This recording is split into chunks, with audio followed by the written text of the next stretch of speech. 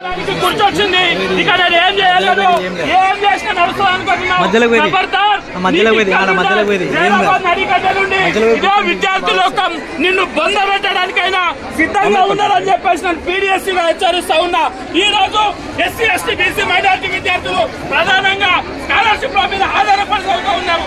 మా బతుకు మీద కొట్టాలని చూస్తే నిన్ను బొంద పెట్టడానికైనా ఈ విద్యార్థులు ఒక మొత్తం కూడా కట్టుకొని హైదరాబాద్ వరకైనా రావడానికి పీడిఎస్సీగా మేము సిద్ధంగా ఉన్నామని చెప్పేసి తెలియజేస్తున్నాం. మిత్రులారా, ఈ రోజు ఒక్కడే చెప్తా ఉన్నా, మేనిఫెస్టోలో కాంగ్రెస్ పార్టీ మేనిఫెస్టో పథకాలలో రాగానే సంవత్సరము స్కాలర్షిప్ లో ఫీజు రింబర్స్మెంట్ విడుదల చేస్తామని చెప్పిన ముఖ్యమంత్రి ఇప్పుడు సోయి ఆడబెట్టుకున్నావు. నువ్వు నిద్రమత్తులో ఉన్నావా?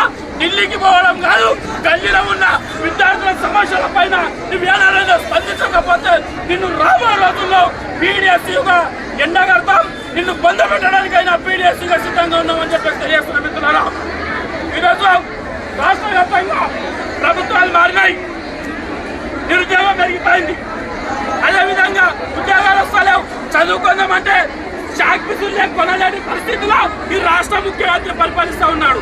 అంతేకాదు మిత్రులారా, చదువుకుంటాం, అయ్యా మేము చదువుకుంటాం, మా స్కాలర్షిప్లు ఇవ్వండి అని చెప్పేసి మేము ఈరోజు ఈ దిగజారి అడుక్కోవాల్సినటువంటి పరిస్థితికి ఈ ముఖ్యమంత్రి దిగజార్చుండు. ఇది సరైన పద్ధతి కాదు. ఇదే రేవంత్ రెడ్డి, నువ్వు అనుకుంటున్నావు వీళ్ళకి ఎవరు లేరు, వీళ్ళు ఏం చేయరు, వీళ్ళు ఇట్లా ధర్మ చేస్తారు పోతారని.